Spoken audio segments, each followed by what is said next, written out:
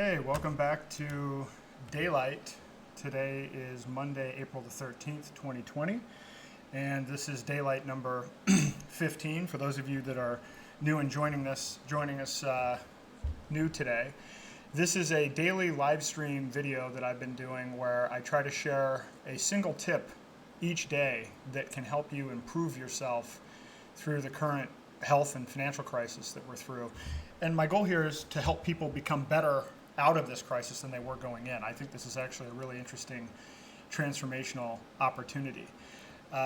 Tonight's topic is, I'm going to change it up a little bit, and I'm going to talk about something that's political in nature, but the solution to it is not political. In fact, at no point in any of these videos am I advocating for or against any particular candidate. In fact, I really believe in, I guess, the tagline that you see there: change yourself, change the world. I've been involved as a political activist for a number of years. I've run for U.S. Senate, I've run for governor, I've run a number of nonprofit organizations and been a liberty activist. And the one thing I can say is, abandon all hope, ye who enter the political sphere. That's not really where you're going to go and get any change. But if you spend time improving yourself, and as Gandhi said, if you change yourself, you can change the world. So before I go into tonight's topic, I want to talk a little bit about the last Daylight that I did, which was to stop watching mainstream media. In fact, if you can, cut TV altogether and end the programming of your brain. And actually, in that video, I actually walked through how TV actually reprograms you. It actually has the potential to drive hormone production and actually change biophysical markers. When you are watching TV, typically in the morning or in the evening, your brainwave is in typically an alpha or theta state, which is similar to a 6 or 7 year old child, meaning you have no conscious filter of the material going in. So as you're sitting there, either just recently awake or about to go to sleep, and all this fear porn is coming in at you, you're not really regulating that going in, but it is causing various hormones to push the adrenal gland to produce cortisol, and extra cortisol has all kinds of issues with respect to your blood sugar levels, even your heart rate, blood pressure, etc. So when I say cut the TV, I mean there's a literal, actual biochemical reaction to watching TV. But I spent a lot of time in that video talking about, I showed you some of the media programming that's going on. I showed the fact that you will actually have corporations that are pushing the same content across multiple different local affiliates. And those may even be different affiliates, NBC, ABC, CBS. And you can see that they're scripted and actually saying and putting out the exact same message. Well, I want to talk about the CIA's involvement in all of this, and I'm going to show you a video clip from the 1970s. And this actually shows you a couple of different congressional hearings where they talk about the influence that the CIA has directly in controlling mainstream media. I thought that it was a matter of real concern that planted stories intended to serve a national purpose abroad came home and were circulated here and believed here, because this would mean that the CIA could manipulate the news in the United States by channeling it through some foreign country. Now we're looking at that very carefully. Do you have any people being paid by the CIA who are contributing to a major circulation American journal? We do have people who submit pieces to American journals. Do you have any people paid by the CIA who are working for television networks?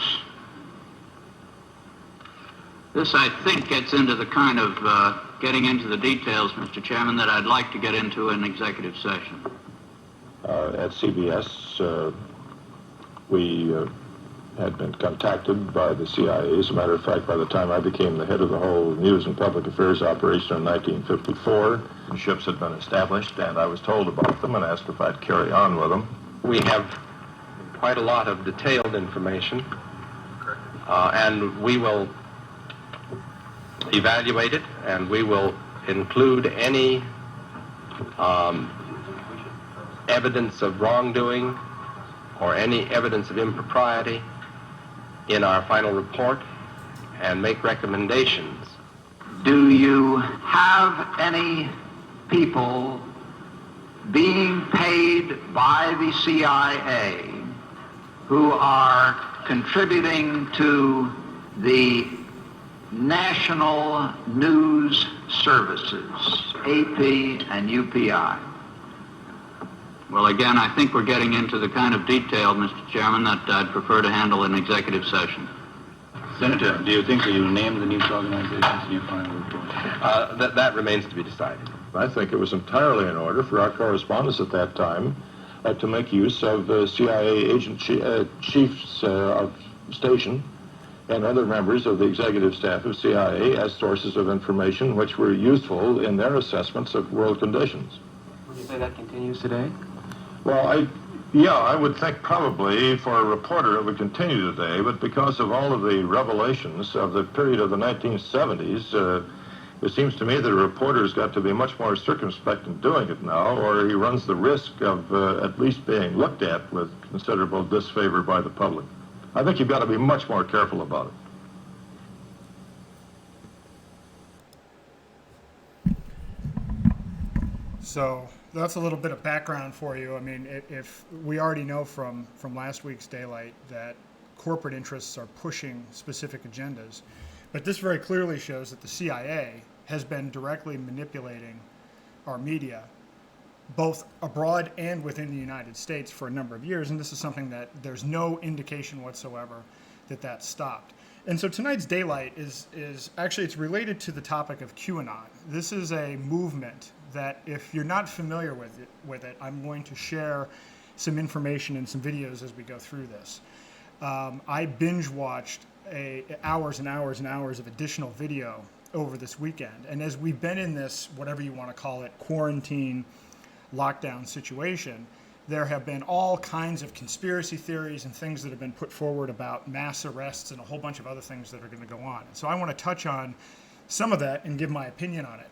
But the real takeaway up front here is what I recommend is that you be active and improve yourself and your environment, and that time spent wasted or time spent analyzing and obsessing over these different third-party solutions or conspiracy theories to solve your problems is really truly time wasted. This is time you could be spending on internal growth. Now, beyond that, I think that there's some evidence, in my opinion, I think that the QAnon movement is either another piece of CIA propaganda, or it's an actual marketing ploy from the Trump administration, and we'll get into that as we go through this. But with that said, I want to say at the outset, I mean, I understand why people are following the QAnon movement, because the truth is we have reached a peak level of corruption. I mean, there's no doubt that, Epstein didn't kill himself. Epstein clearly was running a pedophile ring. Epstein clearly had top people in government and business and Hollywood as part of this, and it was going on for years, and he had political cover. I don't think at this point anybody can deny that fact, and in fact, if you look at it, there's really been no resolution to this, because his quote untimely death seems to have at least halted any prosecution of any of the people that were part of this network. So there's legitimacy to these cases. And in fact, when I grew up, Bill Cosby and Michael Jackson were two of the icons of the time. And we now know from the Finding Neverland documentary that Michael Jackson appears to have been a pretty, flagrant pedophile. And Bill Cosby, who was painted as, Mr. America in his role as of Cliff Huxtable, clearly turned out to be anything but that. And we see with Harvey Weinstein, conduct that has been predatory in nature over decades of time. And I recently watched the Corey Feldman documentary, where he alleges that Charlie Sheen molested Corey Haim, and that there was a widespread pedophilia involved in Hollywood going back to the 80s and even before that. And there's another thing that I put on here on the Franklin scandal, which is from the 80s, another story of politicians and big business people involved in a pedophile network. So I believe that the problem is real. I don't discount anybody that is supporting the QAnon movement, because these are real problems. But the problem that I have with all of this is the idea of QAnon as a solution. And to me personally, I started to get involved in political activism in 2008 when the Tea Party movement sprouted up. And you see the image at the top here. This was a town hall with Senator Arlen Specter. And you may recall at the time, there were these town halls all across the country where people were irate and were protesting and were just absolutely furious about the proposed Obamacare. So you had this Tea Party movement, and you know, it kind of fell apart, to be honest. You had some Tea Party candidates that got elected, but ultimately, working through the Republican Party, this Tea Party voice got dissipated. And to the extent that you can say some of the aspects of Obamacare have been overturned, well, not really. The growth of the percentage of total healthcare dollars now in control by the government has eclipsed 50%. So we are really arguably over 50% of our healthcare system is run by the federal government in terms of Medicare, Medicaid, the Veterans Administration, and now even Republican governors are proactively expanding Obamacare. In the state that I live in New Hampshire, you know, so-called Republican Governor Chris Sununu has been involved in architecting and pushing through expanded Medicaid, which is part of Obamacare. And he actually is now joining a legal fight and is going to testify in front of the Supreme Court of the United States to keep Obamacare. So what I'm saying is, I've seen this movie before where you have a large number, maybe even a silent majority of people who are angry, who sense the corruption and want to do something about it. And with the Tea Party, all of that energy was dissipated. And at the end, you kind of sit there and look back on it and say, wow, so what was all of that for? What was all of that? Was that worth anything? And so now I'm going to walk through who is Q. So if you're not familiar with the QAnon movement, I'm going to play you a couple of videos, and then I'm going to discuss some of this. And you know, keep in mind the video that I showed you about the CIA being involved in some of this kind of PSYOP stuff. And Obama. That is coming in the next chapter of the story. That's why we have Q. The good guys with control over the NSA began the Q intelligence dissemination program to invoke an online grassroots movement that came to be called the Great Awakening.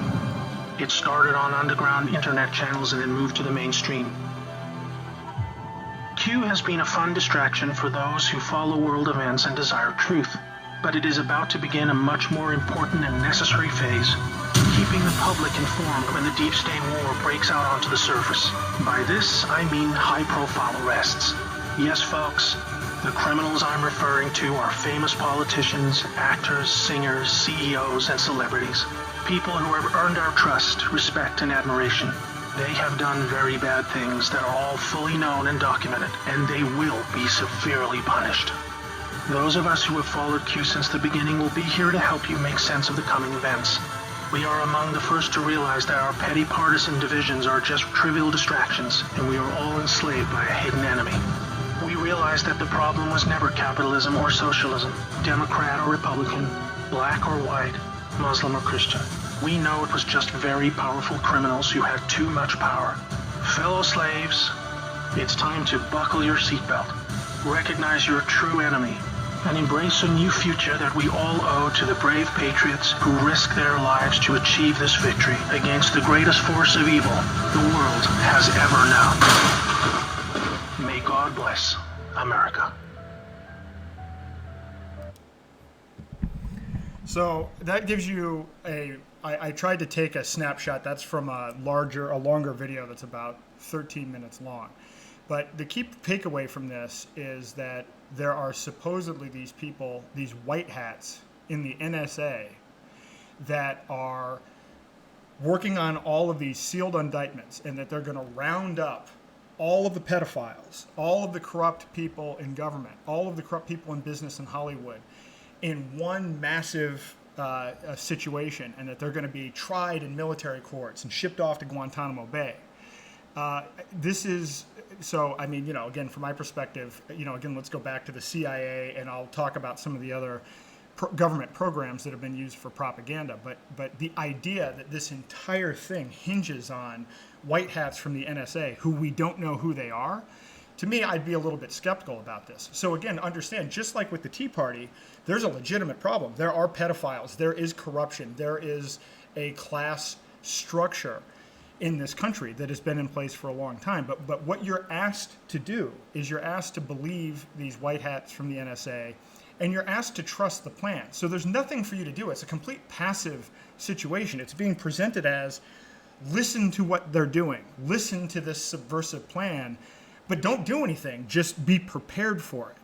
And I find that to be, somewhat similar to, even worse than actually the Tea Party, in the sense that, at least with the Tea Party, people attempted to be active. People attempted to, get candidates elected, as ineffective as it may or may not have been. This is a completely passive endeavor.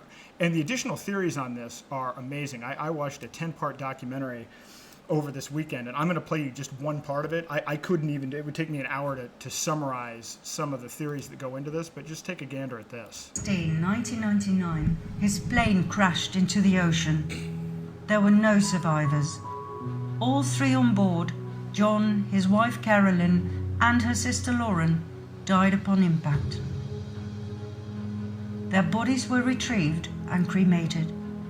The remains were kept in Tiffany blue boxes before they were scattered at sea.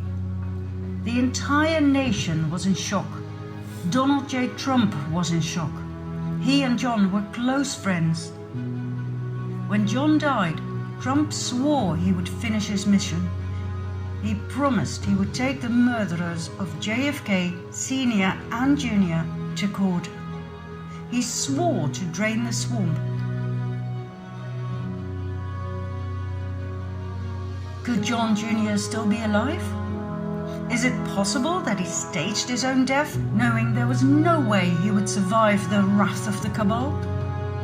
The only way to possibly fulfill the mission was to stay low. A master plan was developed, and in the course of 20 years, every single step was analyzed and executed.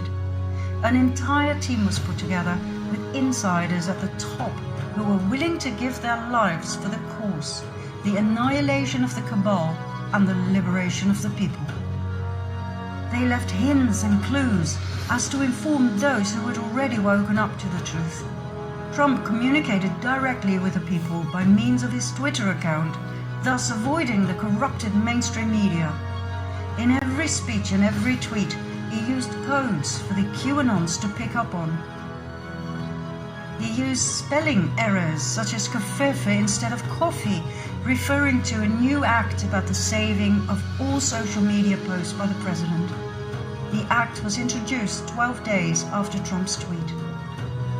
He wrote hamburgers instead of hamburgers, referring to people who are below the devil and who commit acts that even the devil would consider evil. He wrote smoking gun instead of smoking gun, referring to the secret, perverted orgies of John Podesta and friends.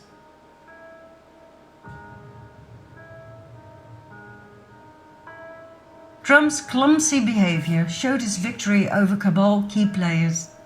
Every move, every so-called error, every little detail was important. Everything was a communication with the people. Remember when Donald and Melania Trump were welcomed by the Obamas at the White House on day one of Trump's presidency? Remember the gift Melania gave to Michelle, the Tiffany blue box? What does that remind you of? Remember the Tiffany blue coat Melania was wearing? So many references to JFK, Sr. and Jr.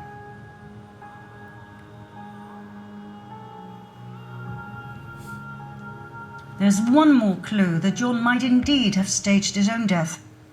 In September 1995, he founded and edited a glossy politics lifestyle magazine called George. In this particular edition, the cover seems to be giving a lot of clues. Survival Guide to the Future? Interesting. Bill Gates on world domination? Okay. Hillary Clinton, Indictment Day. Will Hillary get busted? Wow. The lady reappears in the editing room. In the background, there she is. Platform 2020. That's the year of the next presidential election. And then it reads, buckle your chin strap and hold on as George enters the time warp and re-emerges in the year 2020. Time warp? Is this John communicating that he will reappear in 2020? If John is alive, would he show himself to the public from time to time? Disguised, of course, yet clear enough for the Anons to see? Meet Vincent Fusca, presented to the public as a Trump enthusiast and volunteer at the Trump rallies. Now I know, he's not the spitting image of John Jr. Different nose, different mouth, not quite as handsome. But hey, if they can make Eddie Murphy look like this, everything is possible, right? Bear that in mind.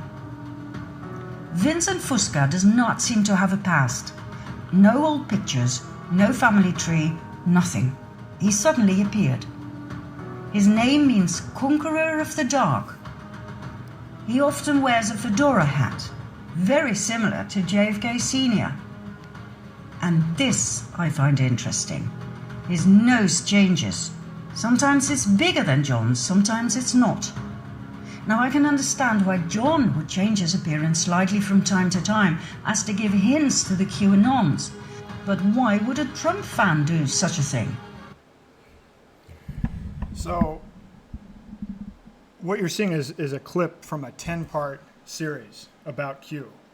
And that just builds from one layer of conspiracy all the way to this 10th part where literally there's this big movement of people that think that JFK Jr.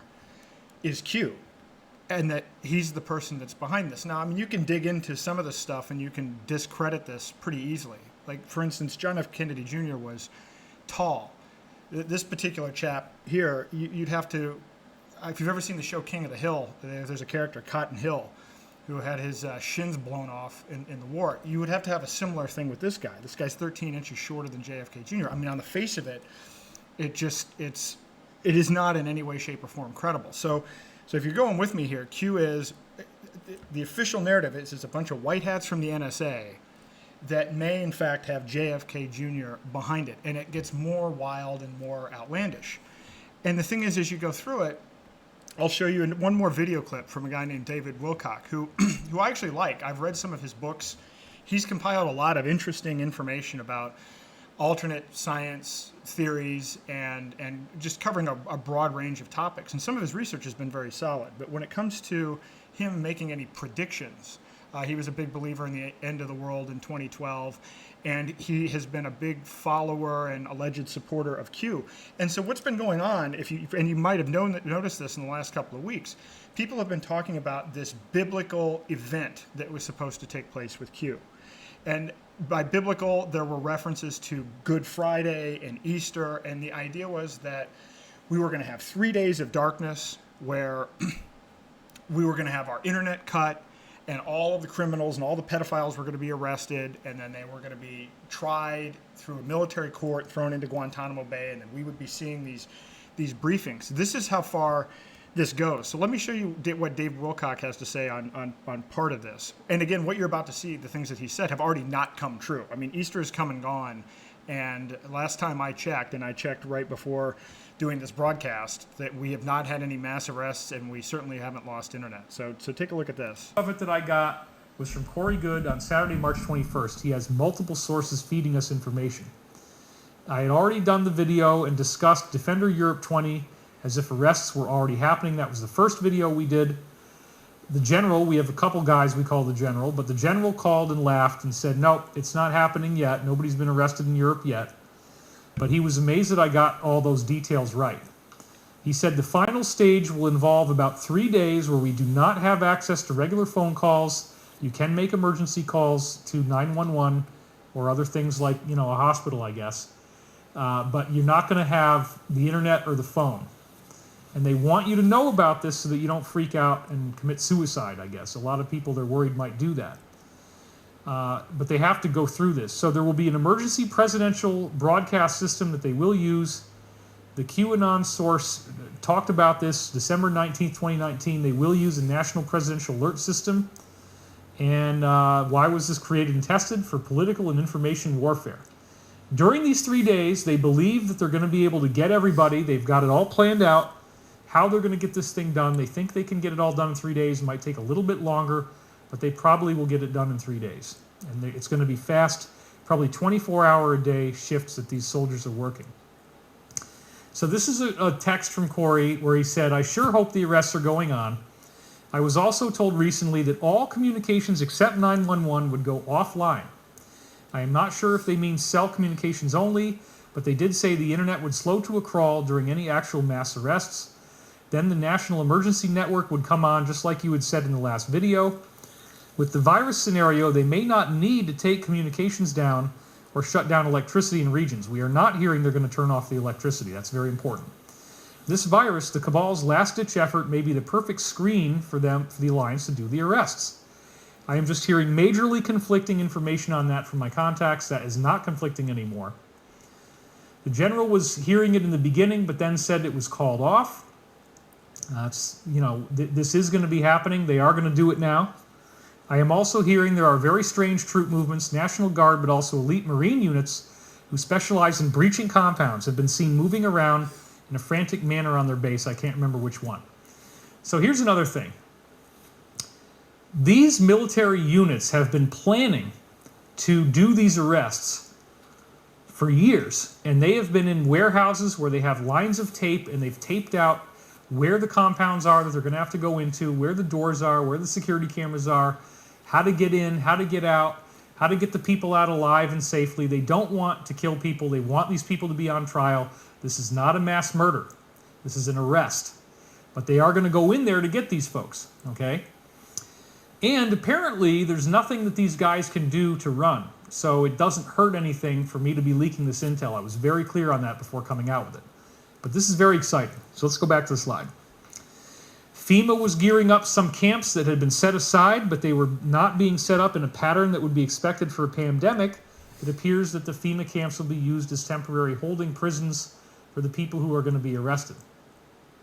Isn't that ironic? It repeats back on the people that built it for us.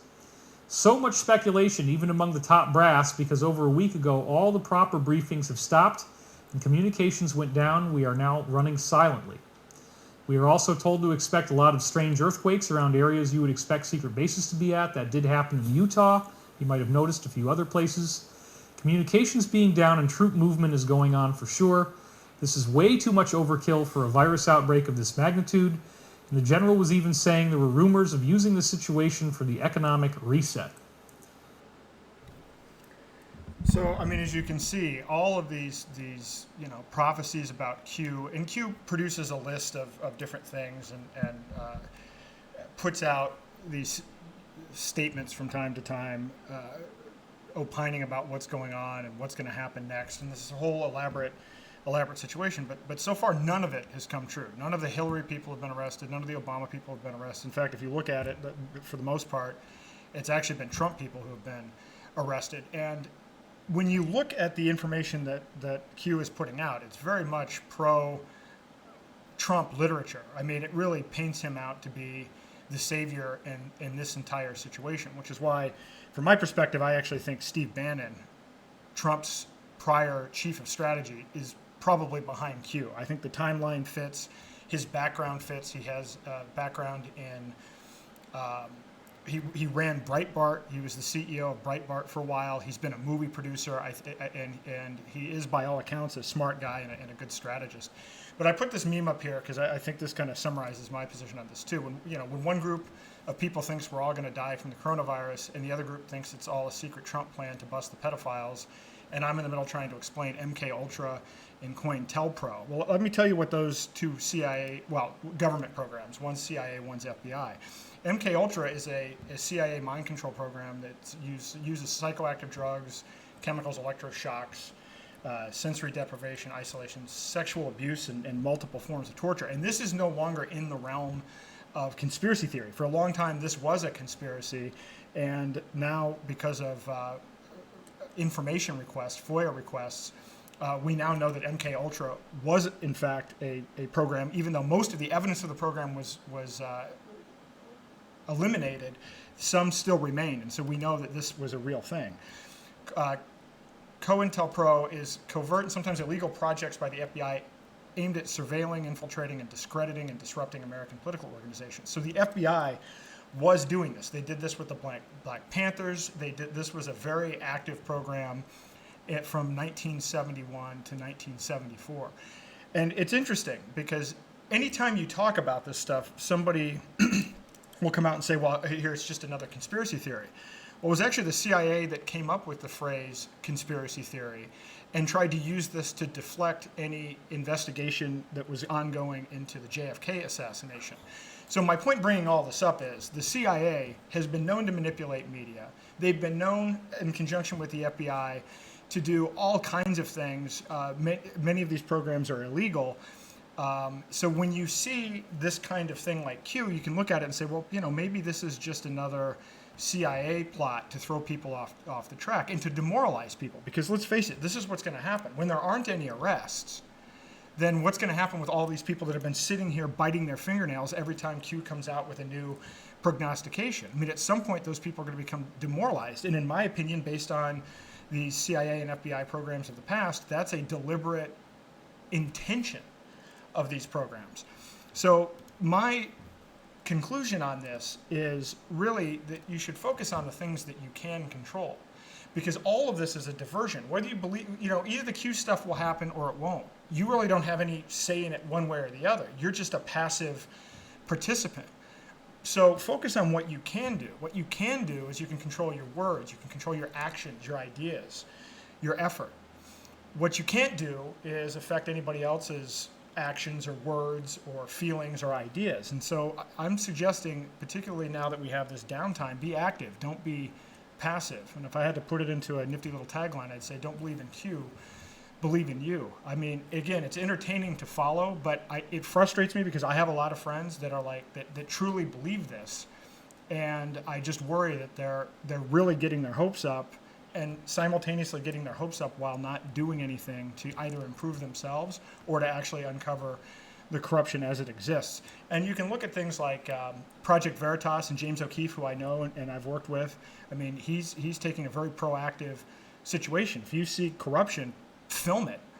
Show people what's going on. I mean, sunlight is the best disinfectant. That's something that you can actually do. But waiting for a big NSA conspiracy to happen is likely to end in disappointment and failure. So that said, I will be back tomorrow night, but did want to share this, and am going to continue focusing on some of these topics related to the media and things that you can do to cut certain things out of your life to free up more space for personal improvement. Have a good night.